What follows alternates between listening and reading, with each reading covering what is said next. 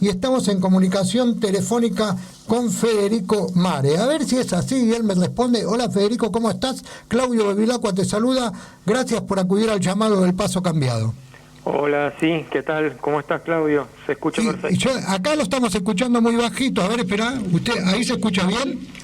Yo escucho perfecto, sí. Perfecto, No sé, y la operadora me dice perfecto. Estamos felices porque hace mucho tiempo que no podemos hacer un llamado telefónico como este, desde el híbrido de la radio. Bueno, entonces vamos al principio de todo y vamos a presentar a Federico como corresponde. Federico Mares es historiador, ensayista, docente y divulgador, que nació en Buenos Aires en el año 1977, pero reside en Mendoza desde el 2002. Comenzó sus estudios universitarios en la UBA y egresó de la carrera de Historia en la Universidad de Cuyo. ¿Esto es así, Federico? Correcto, sí. Bien, bien. Soy porteño de nacimiento, me crié en Buenos Aires, viví aquí hasta los 25 y después me radiqué en Mendoza y allí sigo viviendo hasta el día de hoy. Bien, perfecto. Federico, sabemos que estás en Buenos Aires con la intención de presentar un libro, Ensayos Misceláneos, que es uno de los tantos libros que tenés escrito, o de los libros que tenés escrito, y de los que recopila una cantidad de ensayos, por lo que estoy leyendo por acá, y que queremos que nos cuentes de qué se trata Ensayos Misceláneos y dónde lo vas a presentar. Sí, Ensayos Misceláneos es mi segunda obra. Tengo un libro anterior de 2019, un libro de historia sobre la inmigración galesa en Chubut, que se llama El éxodo galés a la Patagonia. Sí. Esa fue mi primera obra publicada, lo editó la editorial Ledium, la editorial de la Universidad de Cuyo. Como bien decías, el año pasado salió Ensayos Misceláneos, que es mi segunda obra, y como indica el título, es una obra heterogénea, ecléctica, ¿no? Que combina distintos ensayos, ¿no? Hay textos más filosóficos, otros históricos, otros textos de actualidad política. En fin, es como dice el título, ¿no? Una miscelánea, ¿no? Una miscelánea de ensayos, textos de distinta temática, de distinta tónica. Y son cerca de 20 ensayos los que reuní en Ensayos Misceláneos. Sí. Hay, por ejemplo, un texto sobre el derecho de protesta, ¿no? Donde defiendo el derecho de protesta como la madre de todos los derechos humanos, ¿no? Claro. El derecho que hace posible todos los derechos. Hay otro, es un texto de fuerte tono político, ¿no es cierto? Y de mucha actualidad, un tema candente. Hay otros textos también de carácter más político. Hay uno donde discuto con esta idea de la antipolítica, ¿no? De personas de derecha que se definen como contrarios a la política, no asumiendo que lo que ellos hacen también es política, ¿no es cierto? Es un texto también de reflexión crítica sobre la política de estos años, ¿no? En Argentina, donde también el disparador de ese texto fue la campaña, no sé si te acordás, con Mis hijos no te metas, ¿no? Esa oposición tan beócia, tan cuadrada, conservadora, reaccionaria contra la ESI, la educación sexual en las escuelas, personas que cuestionaban la ESI desde un lugar de la no política, entre comillas, ¿no? Entonces, en ese texto hago una serie de consideraciones críticas respecto a esta idea de la no política, ¿no? Poniendo de manifiesto que no hay nada más político que esa presunta antipolítica, ¿no? Claro, como la antipolítica que funciona, digamos, y como bandera, ¿no? Decir, no todo es político, cuando es todo lo contrario. Acá hay un texto también del que habla que es Orígenes y avatares del 1 de mayo en Estados Unidos y Argentina. Sí, es un texto que le tengo mucho cariño. Ese es un claro tributo a la tradición anarquista, con la cual tengo un fuerte vínculo, ¿no? Sí. me considero un socialista libertario por supuesto en el correcto sentido de la palabra, no en el sentido bastardeado hoy día por personajes como Milei y Esper, ¿no? Libertario en el sentido verdadero, auténtico, primigenio de la palabra, ¿no? Claro, se adueñan de todo, ¿viste? Que hablan de libertad cuando borran, por supuesto, con el codo el concepto de libertad que están escribiendo con la mano. Exacto, tal cual. Así que bueno, ese texto lo que hago es una genealogía, un análisis histórico de los orígenes de esta fecha tan importante en la tradición anarquista, que es el 1 de mayo. Sí. Contando, bueno, el origen y los avatares de esta conmemoración en Estados Unidos, pero también en Argentina, ¿no? Y mostrando semejanzas y diferencias del 1 de mayo en Argentina y en Estados Unidos, ¿sí? Con una mirada comparativa, ¿no? Viendo que, digamos, la idea troncal de ese texto es ver, lo que yo planteo es que hubo un proceso de domesticación ideológica del 1 de mayo, ¿no? 1 de mayo que nació como un día de luto y de lucha, una jornada de conmemoración con una fuerte carga de rebeldía y trágica también, porque se conmemoraba, ¿no es cierto?, los mártires de Chicago. Tanto en Estados Unidos como en Argentina, a largo plazo hubo un proceso de vaciamiento de ese sentido original, ¿no? Claro. Y el 1 de mayo se fue volviendo la fiesta del trabajo. Con algunos matices, algunas diferencias, lo mismo pasó en Estados Unidos y en Argentina, ¿no? Claro. ¿Y eso pasa en estos dos países en particular muy fuerte, o vos pudiste ver que en la región también puede pasar lo mismo? No, es algo que se dio a nivel global, ¿no? Pero yo tomé el caso de Estados Unidos por ser el país, claro, donde se origina todo. Donde se origina todo, y además por el peso que tiene a nivel político, a nivel cultural, económico. Estados Unidos no es un país más en el escenario mundial, ¿no es cierto? Es un país muy gravitante, para bien o para mal, ¿no? Y además por las circunstancias que vos mencionás, ¿no es cierto? Que es ahí donde se originó, ahí fue la más, digamos, la tragedia de Haymarket, ahí en Chicago, donde, bueno, ahí nace la conmemoración, ¿no es cierto? Y ahí tomé el caso de Argentina, por supuesto, porque es el país donde vivo y donde están mis lectores, pero sin duda muchos elementos podrían ser fácilmente rastreados en otros países, ¿no? Es una tendencia general. Así que ese texto, lo que busco mostrar es eso, ¿no? ¿Qué pasó con el 1 de mayo? ¿Cómo se convirtió de una jornada de lucha y de luto en una celebración del trabajo en abstracto, ¿no? Donde ya dejó de ser el Día de los Trabajadores y las Trabajadoras, el Día de la Clase Obrera, ¿no?, por antonomasia, y pasó a convertirse en un día donde cualquier actividad laboral o profesional se celebra, ¿no? Claro. Se perdió la dimensión social, la dimensión crítica de esta conmemoración, ¿no? Sí. El sentido martirial que tenía, ¿no? Y de rebeldía. Sí, bueno, ese texto gira en torno a eso, ¿no? Y una pregunta, porque yo el texto no lo leí, pero por ahí esto que te voy a preguntar, la respuesta está dentro del texto o no, pero si no vos me la podés contestar. Digamos, ¿qué cambió en la clase obrera para que esto suceda, ¿no? Porque más allá de que uno pueda pensar de que tiene que ver con una estrategia, si se quiere, patronal o de sistema, también tiene que haber habido un cambio en la clase obrera para que esto suceda, ¿no? Que la reivindicación cambie de lugar. Sí, bueno, en el caso de Argentina es fundamental el fenómeno del populismo, ¿no? Primero con Irigoyen, claro, que es el que empieza este proceso, y después con el primer peronismo, ¿no? Yo creo que no se puede entender los avatares, digamos, el desarrollo, la deriva que tuvo el 1 de mayo en Argentina sin tener en cuenta el impacto que tuvo en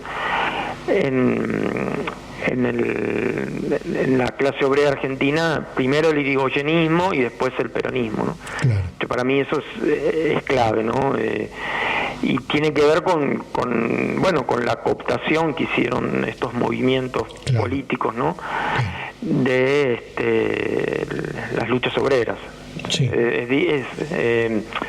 Ahí es donde juegan los sindicatos y ese tipo de cosas. Claro, sí, se inscribe, digamos, en una tendencia mucho mayor, ¿no? Como tanto el irigoyenismo como el peronismo después fueron cooptando la clase obrera, ¿no? Sí, a partir de una serie de reformas, pero también con una serie de estrategias retóricas y de instrumentos ideológicos que hicieron posible eso. Pero bueno, sí, en el texto lo está más desarrollado, pero me parece que sí, que en el caso de Argentina es clave el fenómeno sobre todo el peronismo, ¿no? Sí. El irigoyenismo también, pero sobre todo el peronismo, ¿no? Es con Perón sobre todo que digamos que el 1 de mayo se convirtió en el día de la celebración del trabajo, ¿no? Como una celebración policlasista. Claro. O sea, ese policlasismo tiene que ver con, digamos, el éxito que consigue el peronismo, ¿no? Claro. No se lo puede disociar de eso.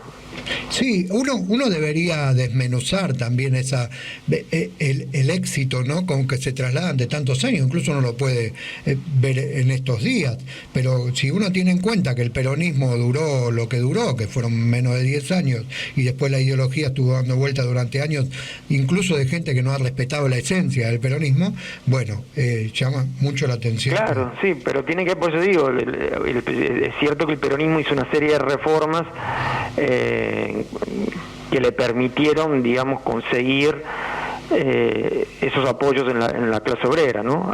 Apoyos que tienen un precio muy alto, ¿no? Porque es que la clase obrera argentina se va alejando del horizonte revolucionario que había tenido con el anarquismo, ¿no es cierto? Claro. Pero sin duda que algo significó el peronismo para la clase obrera como para que haya sido posible esa cooptación, ¿no es cierto? No, totalmente. Digo, ampliación de derechos laborales, etcétera.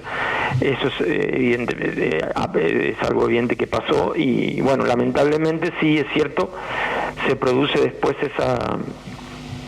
ese alejamiento de la clase obrera argentina respecto de la tradición revolucionaria. Bien, vamos a Bueno, decirle sí. en primera instancia a la gente, ahora digamos no en primera instancia, antes de seguir hablando del libro en sí y de tus orígenes como escritor, que me interesa saber de dónde nace todo eso, es dónde vamos a presentar el libro, dónde digamos, sé que es en el Centro Cultural Casa del Pueblo, que queda en Villa del Parque, Emilio Lamarca 2502, si no recuerdo mal, esquina Sí. Marcos Sastre, y esto va a ser el viernes a las 18 horas. Correcto. O sea, este viernes... Viernes 15 a las 18 horas. A las 6 de la tarde, en Sí. la Casa del Pueblo, ahí en la zona del barrio de Villa del Parque. Sí.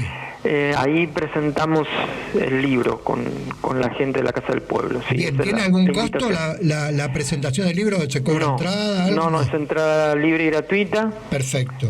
Y quienes quieran y estén interesados pueden adquirir el libro. Yo voy a llevar ejemplares, Sí. así que esa posibilidad está para el que quiera, para que el que le interese lo pueda adquirir. Bien. Pero la charla es gratuita, es entrada libre y gratuita, sí. Bien, perfecto. Entonces repetimos ahora y después al final de la nota lo vamos a repetir. Se presenta el libro Ensayos Misceláneos de Federico Mare del Centro Cultural Casa del Pueblo. Uh-huh. Emilio Lamarca 2502, esquina Marcos Sastre, ahí en el barrio de Villa del Parque, el viernes 15 a las 18 horas.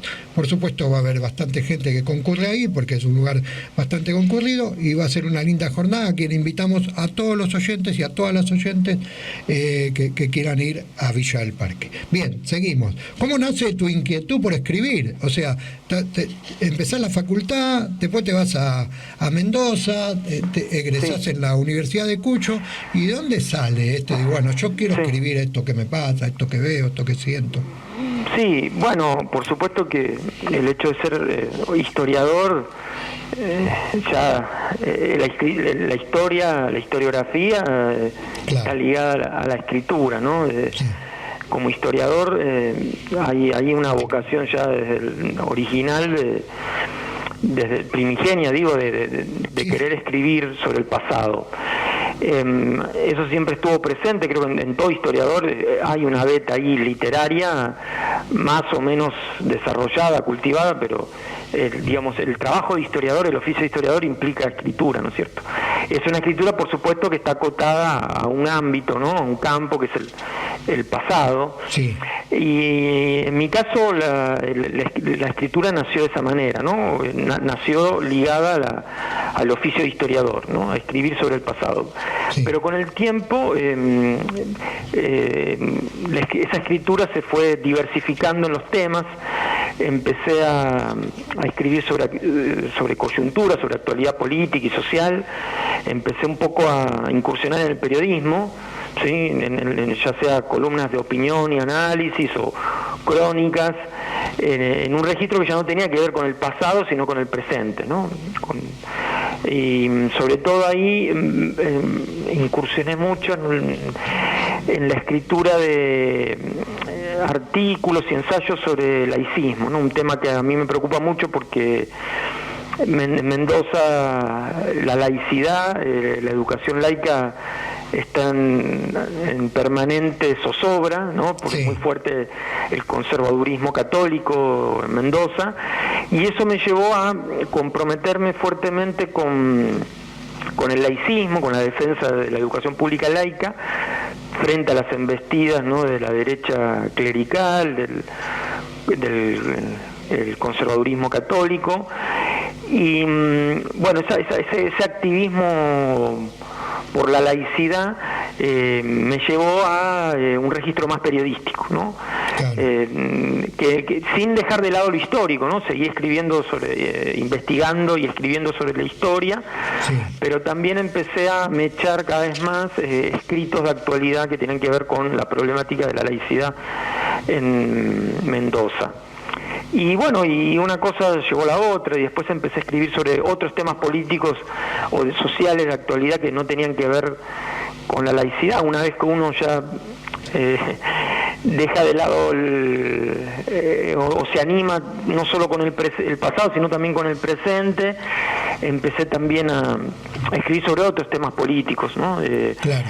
Y después también empecé a derivar en la filosofía, empecé a escribir sobre textos más filosóficos, o textos sociológicos también, donde queda de lado el registro más de noticioso, ¿no? Y hay más un pensamiento de análisis más profundo. Claro. Empecé a escribir, los textos filosóficos, no todos, pero en buena parte están vinculados al ateísmo, que también con los años me fue cada vez interesando más. Ajá. Tengo muchos ensayos filosóficos de ateísmo. Y después también fue naciendo en mí una beta más de crítica literaria y crítica de arte, y empecé a escribir sobre obras literarias o cinematográficas o musicales que me interesaban, y ahí también se abrió otra beta, ¿no? El tema del arte, la literatura. Tengo muchos ensayos sobre películas, sobre novelas. Creé un grupo que se llama Tertulia de Literatura e Historia. Ajá. Donde hacemos análisis literario, histórico de distintas obras, cuentos, novelas. Y bueno, me fui como volviendo un polímata, ¿no? Un escritor un ensayista que no tiene una especialidad temática, sino como que le gusta transitar distintos campos temáticos, ¿sí? Claro. Tengo escritos históricos, otros más periodísticos, sociológicos también, filosóficos. Acá hay un texto que dice acerca del amor. ¿Pertenece a bueno, ese ensayos? Sí, acerca del amor es un ensayo filosófico sobre el amor, sí. Donde tomo una película como disparador y empiezo a reflexionar filosóficamente sobre el amor. Eso sería uno de los textos más filosóficos que están dentro del ensayo misceláneo. Claro. Pues también hay otro más filosófico que es sobre el fútbol, ¿sí? Una pasión de la infancia y de toda la vida que en un momento decidí encararla desde la filosofía, con seriedad, con profundidad, sin caer en demagogia, sí. Porque noté que el fútbol ha merecido mucha atención de la literatura y la intelectualidad argentina, pero siempre viendo el fútbol desde un ángulo externo, ¿no? Bueno, no, en el caso de la literatura no, bueno, tenés varios escritores que se han metido dentro del mundo del fútbol, pero en el caso de la intelectualidad argentina, los abordajes que se han hecho del fútbol, antropólogos, sociólogos, siempre es el aspecto externo del fútbol, es decir, el fútbol como válvula de escape para las frustraciones sociales, el fútbol como instrumento de demagogia, el fútbol como fenómeno, como quinta esencia de la cultura de masas, el fenómeno de la violencia barra brava, es decir, abordajes del entorno del fútbol, ¿no? De lo que rodea el fútbol. Sí, de la economía que mueve. De la economía que mueve el fútbol, exacto. Y yo eso me parece muy interesante ese camino, esos abordajes que se han hecho del fútbol, pero yo quise hacer un abordaje distinto a ese, que es pensar el juego del fútbol, es decir, el fútbol como hecho lúdico, ¿no? Y pensarlo filosóficamente, ¿no? A partir de algunas categorías del filósofo y del historiador de la cultura holandés, Huizinga, tomó algunos conceptos del homo ludens, por ejemplo, y empiezo a pensar el fútbol filosóficamente, no como un deporte contra natura que se juega con los pies, etcétera, etcétera, y hago toda una serie de reflexiones filosóficas sobre el fútbol, dejando de lado un poco la dimensión sociológica, ¿no? Que es la que habitualmente los intelectuales en Argentina han abordado cuando hablan del fútbol, ¿no? Claro. Más como un tributo a la infancia, ¿no? Al fútbol como juego, ¿no? Claro. Más allá del negocio, por supuesto, que existe en torno al fútbol y todo lo que del fenómeno de las tribus urbanas alrededor del fútbol, todo eso que me parece interesante, pero quise apartarme de eso, ¿no? Y abordar otros aspectos. Claro. Federico, acá también hay un texto que me hace, o un título que me hace pensar, dice pensar la cuestión mapuche, ¿no? Anoche estuve, después entre comillas dice sin espantapájaros. Anoche estuve viendo un poco la televisión, los programas políticos, periodísticos, y me encontré con uno de los personajes argentinos del momento, que es, digamos, que fue candidato a vicepresidente junto con Macri en las elecciones que perdió, ahora no me sale el nombre, hace un rato lo estaba nombrando, pero él habla de la cuestión mapuche como una cuestión... Pichetto, ¿te referís?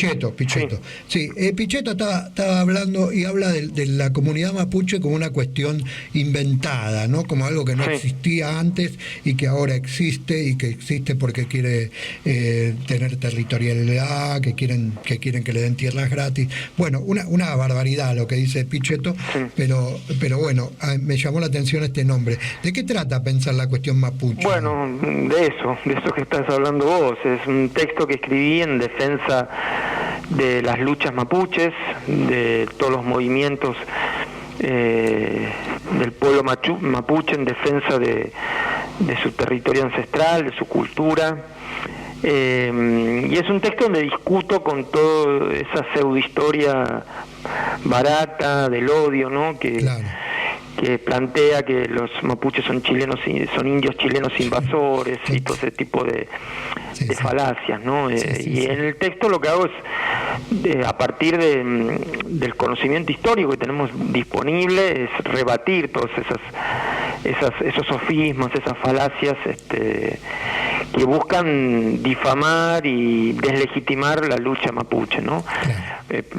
Claramente los mapuches existían, estaban en la Patagonia desde mucho antes que llegaran los europeos, desde mucho antes que existiera Argentina y Chile como repúblicas, y desde que existiera también el Virreinato del Río de la Plata y la Capitanía de Chile.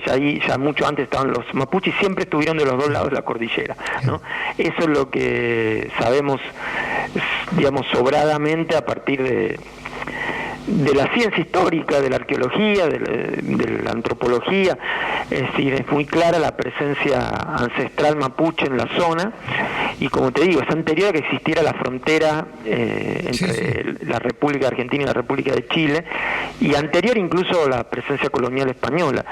Entonces, bueno, el texto tiene que ver con eso, un poco salir a romper lanzas, ¿no? En defensa del pueblo mapuche, que ha planteado una lucha que es muy, a mi entender, muy legítima, muy necesaria y que tendríamos todos que apoyar. Claro, sí, totalmente. Y como historiador trato de aportar un granito de arena, ¿no? a esa lucha. Y creo que es un deber de la mayoría de los ciudadanos que lo entendemos de esa forma, o lo que tenemos la posibilidad de tener un micrófono adelante, o debatir con amigos, lo que sea, derrotar esta idea, ¿no? de transnacionalismo, de que son chilenos, están en Argentina, de que son nuevos, como dice Pichetto. Pichetto dice, ahora son un montón, antes no existían, decía, ¿no? Sí, son todas falacias, y sobre todo hay todo un razonamiento anacrónico, ¿no? De proyectar hacia el pasado ideas o situaciones de otra época, ¿no? Es tremendo, ¿no? Totalmente, pero bueno, sí. Y aparte quiero agregar, discúlpame que te corté, quiero agregar esto de que vos te basás en hechos históricos y antropológicos, cosa que ya existen de antes, y no es una idea de Federico Mares decir, no, claro. Está basado en la cuestión histórica, y que la gente puede acudir a eso en cualquier momento. Sí, aparte es muy llamativo que en Chile pasa lo mismo. En Chile acusan a los mapuches de ser indios argentinos invasores, con lo cual ya evidentemente hay algo que no es cierto. Claro, ¿no? Totalmente. Y aparte, bueno, la lucha que hay en contra de ese pueblo, ¿no? ¿Por qué tanto interés en de alguna manera derrotar la idea de ese pueblo? Bueno, los intereses. Sí, por supuesto, hay intereses económicos, ahí tendríamos que hablar del capitalismo extractivista, los negocios forestales que hay en la Patagonia, ¿no? Tanto del lado argentino como del lado chileno, ¿no? Bien. Así que en fin. Sí. Pero bueno, el libro, como habrás visto, es muy variado en los temas, sí, ¿no? totalmente. Hemos hablado de fútbol, de historia, de filosofía, y hay un texto donde discuto sobre el tema de la inseguridad, esta idea de que la inseguridad es el gran problema de la sociedad argentina, el cuco, y a partir de estadísticas hago todo un análisis mostrando que en realidad hay muchos otros problemas que debieran preocuparnos más que la inseguridad, y de los cuales no nos ocupamos, ¿no? Hago un análisis hago una anatomía de la muerte en Argentina, ¿no? Anatomía de la muerte metafóricamente, ¿no? En el sentido que me pongo a analizar de qué nos morimos los argentinos, las argentinas, y viendo las estadísticas de mortalidad en Argentina te das cuenta que las muertes asociadas a lo que habitualmente se entiende por, entre comillas, inseguridad, es un porcentaje ínfimo, ¿no? Que la población argentina se muere por muchísimas otras razones que no tienen que ver con eso, ¿no? Desde malos hábitos hasta la pobreza y el problema de nutrición, el tabaquismo, mueren muchas personas por accidente de trabajo, por enfermedades laborales, mueren muchas personas por suicidio en Argentina, es decir, mueren muchas más personas por suicidio que por asesinato en Argentina, ¿no? Y no se habla de eso, no es tapa de los diarios las muertes por suicidio. Y esto es algo que no es una especulación mía, yo me manejo con estadísticas oficiales, ¿no? Las muertes por accidente de tránsito. Si tenés un montón de factores de mortalidad mucho más graves que la inseguridad, ¿no? Y sin embargo los medios, la prensa hegemónica, todo el tiempo cargando las tintas sobre el tema de la inseguridad. Y aún aquellas muertes que están relacionadas a lo que podríamos consideramos muertes violentas, ¿no? La mayoría no son del tipo de muerte violenta que habitualmente se cree, ¿no? Que es un ladrón que entró a robar una casa y que mata a la persona. No, la mayoría de las muertes violentas en Argentina son, por ejemplo, ajustes de cuentas, por discusiones, problemas entre puede ser violencia de grupos narcos, o por ejemplo conflictos por sucesorios, por donde hay un conflicto en una familia por una herencia. Es decir, las muertes violentas en Argentina, a diferencia de lo que se cree, en la mayoría de los casos no tiene que ver con el asalto a una casa, o ¿entendés lo que te quiero decir? Hay un montón de tipos. Yo me pongo a desmenuzar las muertes, los asesinatos en Argentina, y uno termina descubriendo primero que los asesinatos son muy poquito, un porcentaje ínfimo de las muertes en Argentina, y aún dentro de las muertes que estrictamente podemos llamar asesinato, la mayoría de los asesinatos no tienen que ver con el robo a mano armada. Claro. ¿Sí? Y sin embargo eso no está, nunca lo ves en los diarios, ¿no? Claro, bueno, y sin embargo esto sí, cada vez que hay una muerte por un robo, qué sé yo, sale en todos lados, ¿no? Exacto. Sí, bueno, muertes que se producen en contexto de represión, ¿no? Claro.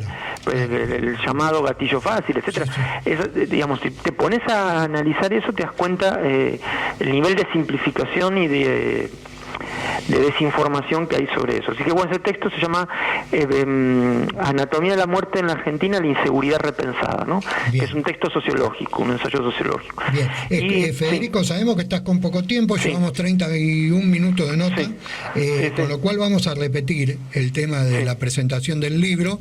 Y la última pregunta que me surge es, decime, ¿por qué la gente debería adquirir el libro de Federico Maré? Bueno, es difícil para mí como autor responder esa pregunta. Fuera del ego, no estoy diciendo que me digas que no, es un libro lindo, no. ¿Qué buscamos cuando queremos vender este libro o que la gente se haga cargo de este libro? Mirá, yo creo que el valor principal que tiene este libro es tratar de recuperar un género literario que está, a mi entender, en peligro de extinción, que es el ensayo. Sí, el ensayo cada vez se cultiva menos, porque el grueso de la producción académica se canaliza ya por otro formato, que es el paper, la monografía, la ponencia, y son textos que tienen análisis, que tienen datos, información, argumentos, explicaciones, pero que no tienen en general la producción académica intelectual del ámbito académico tiende cada vez a alejarse más de lo literario, ¿no? De la conciencia literaria. Y este libro es un esfuerzo por volver a esa vieja tradición, ¿no? De un Mariátegui o de un Rodolfo González Pacheco y de tantos otros intelectuales que se podrían mencionar, Albert Camus, Sartre, que combinaban la actividad intelectual con la práctica literaria, ¿no? Claro. En ese sentido, estos textos tienen una preocupación intelectual y política, pero también hay una búsqueda literaria, ¿no? Bien. Y eso se ha ido perdiendo, porque hoy día tiende a prevalecer el paper, ¿no? En el mundo acá, diríamos, como que ha habido una academización de la producción intelectual, y en esa academización de la producción intelectual se ha ido perdiendo la escritura con más conciencia literaria, ¿no? Claro. Y este libro es un esfuerzo por volver a esa tradición donde lo literario y lo intelectual iban de la mano, ¿sí? Claro. Creo que ese es un fuerte importante que tiene el libro. ¿Tenés otros libros en proceso? Me dijiste que tenías uno anterior. Sí. ¿Y tenés alguno que esté en proceso? Sí, acaba de salir de imprenta, acaba de salir de imprenta un libro nuevo, mi tercer libro, que es un libro de filosofía que se llama Godblaus, Ateísmo, Libre Pensamiento y Existencialismo. Es un libro sobre ateísmo, donde también compilo varios ensayos filosóficos sobre ateísmo, y ese libro acaba de salir de imprenta, y si bien la presentación del libro está centrada va a estar sobre el segundo libro, Ensayo Misceláneo, el libro del que hemos estado hablando hasta ahora, traigo también ejemplares de este libro que acaba de salir de imprenta por si alguien está interesado en adquirirlo. Algo voy a decir de este libro nuevo también, pero el eje va a estar puesto en el ensayo misceláneo. Sí. Bien, recordamos a la gente que Ensayo Misceláneo va a ser presentado este viernes 15 a las 18 horas en el Centro Cultural Casa del Pueblo, Emilio Lamarca 2502, esquina Marcos Sastre, en el barrio de Villa del Parque. La entrada es libre y gratuita, y me parece que con todo lo que estuvimos hablando acá es más que interesante la convocatoria, así que le pedimos a los oyentes que se acerquen. Aparte, el Centro Cultural Casa del Pueblo es un lugar muy acogedor, muy lindo, su gente es maravillosa y nos tiene acostumbrados a este tipo de cosas, ¿no? A presentaciones de libros y a eventos culturales que son más que interesantes. Gracias, Federico, por estos minutos que nos diste, y nos estamos viendo el viernes. Nos estamos viendo el viernes, sí. Muchas gracias por la posibilidad de esta entrevista, de difundir la actividad. están todos y todas invitados. Bien, estos micrófonos del Paso Cambiado están siempre abiertos para vos, así que cuando lo desees, desde Mendoza, desde Buenos Aires, donde quieras, podés salir al aire a contarnos tus inquietudes y tus proyectos. Bueno, muchas gracias. Bueno, que esté muy bien, hasta la próxima. Bien, despedimos a Federico Mare, quien es historiador, ensayista, docente y divulgador, que viene a presentar el libro Ensayos Misceláneos en el Centro Cultural Casa del Pueblo, Emilio Lamarca 2502, esquina Marcos Sastre, Villa del Parque, con entrada libre y gratuita, el viernes 15 a las 18 horas.